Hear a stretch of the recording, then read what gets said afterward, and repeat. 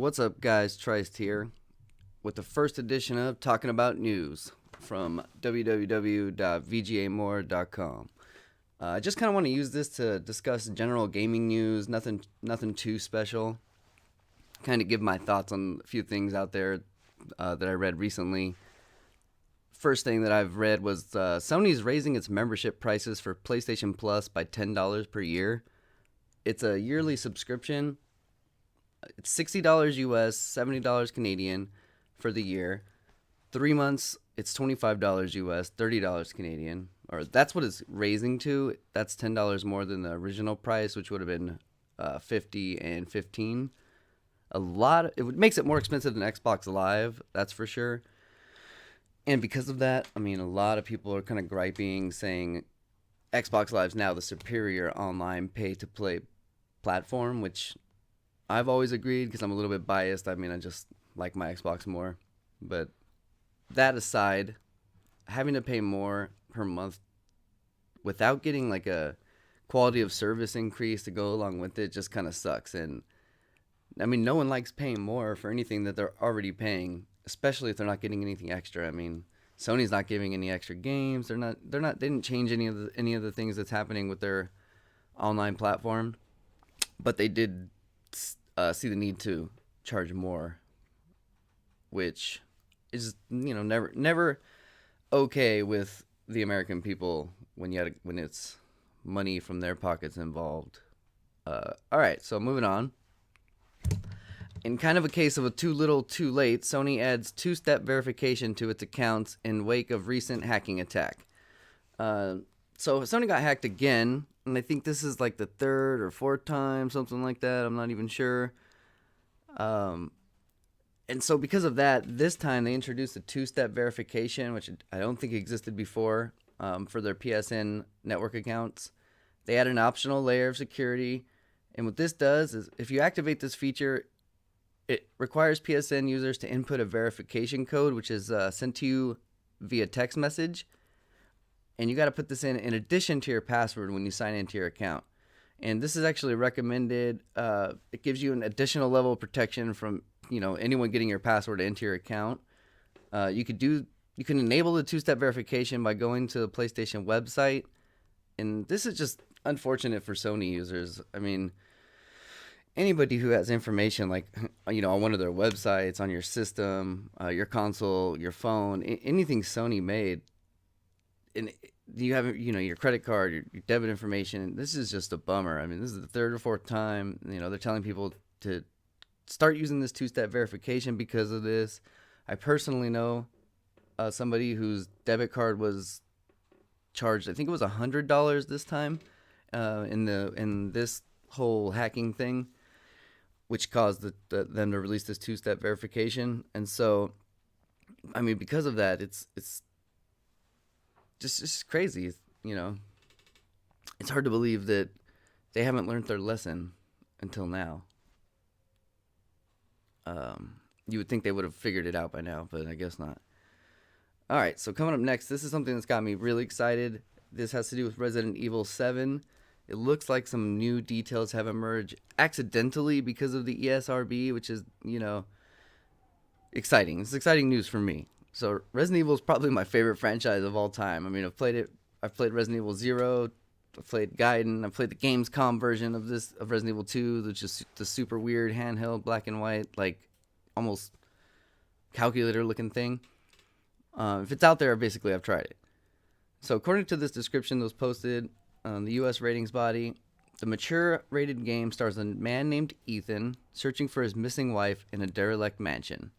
All right, so new information in this. Pretty much, you're looking at the guy's name. It's Ethan. We kind of already knew that from the trailer. And now we assume that the footage is recorded by his missing wife. So that's pretty much everything that's new that we learned from this leak. Other than that, the fact that you're exploring a derelict mansion. So not too much new news, but still something, and it got me excited just knowing it's Resident Evil. You know, like it's pretty hard for me not to get excited. All right, moving on. we got some Final Fantasy 15 news coming not long after the freaking delay that happened. The game was originally supposed to come out September 30th. It was delayed to November 29th. A significant amount of time. Not too long, but still enough, to push it back to where people are kind of bummed because September 30th is right around the corner. And pushing it back a month is a bummer. So, this RPG contains both open world and linear parts, is what we're finding out. Now, this was reported by a Japanese magazine, Famitsu, and they were allowed to play up to Chapter 3 of the game, which is around 15% of the game when you factor in that there's 15 chapters. Now, they asked if the rest of the game would remain consistent with what they had already played in those first 3 chapters.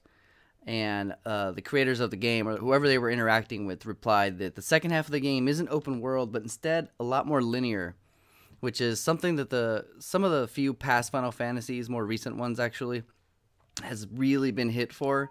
A lot of people are kind of, don't want the hallway simulator style game of RPG.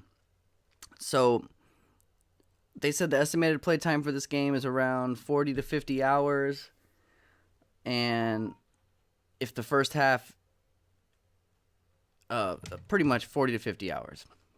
Now, if a lot of that becomes linear towards the end, obviously it's going to cut down on the amount of time people are getting through the game. But finding out that it becomes very linear is kind of a bummer. Moving on, I want to talk about Blizzard. Now, it is now possible to stream Blizzard games directly to Facebook with Facebook Blizzard Streaming. The developer's foray into the world of live streaming gameplay launched today. The features allows its PC users to broadcast any Blizzard game straight from their Battle.net client. A new updated client adds this feature and allows Facebook users to connect their accounts. There's a couple settings you can mess around with. You can change the stream title. There's a couple of webcam adjustments that you can do. And it's a pretty short process to get signed up and start going. Facebook streamers have the ability to manage their audience on Facebook as well. So it's live now in America, Southeast Asia, Australia, New Zealand. I haven't tried it yet, but it sounds cool. It sounds like just another way to watch and get your games. It looks like worldwide access is coming soon, and right now it's limited only to Blizzard's PC users, but an update is going to be available soon for Mac. So those interested in streaming Blizzard games will be able to do that on both PC and Mac pretty soon here. And it's not limited to personal pages either. So if you manage a Facebook page or a group or something like that, you'll be able to stream there as well. And that's pretty cool. It's just giving you more options to stream stuff, another venue, if you will. And hey, no one's gonna complain about more. All right, so moving on to the last piece of news I've got. This isn't really anything new, but it's kind of just something I've been wanting to talk about for a while. And what it is Microsoft announced that a lot of their first-party games are going to be both Xbox One and compatible with your Windows 10 computer, if it's beefy enough, obviously. Now, I keep hearing people say that they no longer want to buy those Xbox games that are also going to be on PC. Which I'm not 100% sure why they're saying that. I mean, if you're not going to buy it on Xbox and you're not going to buy it on PC, why does the fact that it's coming out on PC all of a sudden make it so you don't want to buy the game at all anymore? I mean, you went from buying one copy to getting 2 copies with the game. It just seems kind of backwards. I mean, Microsoft is saying, here you go. Here's the game you paid for on your Xbox. And hey, if you happen to have a computer that has Windows 10 on it, you can go ahead and play this game here too. But you could take it on the go with you if you're on your laptop, whatever you want to do. And this has a lot of people kind of just butthurt. It's crazy. They're giving you more options to play your games, and people are taking it as like Microsoft shooting themselves in the foot. Like, oh, the quality is going to go down now because they're focusing on PC gaming instead of their Xbox system. But in reality, it's more ways to play your games.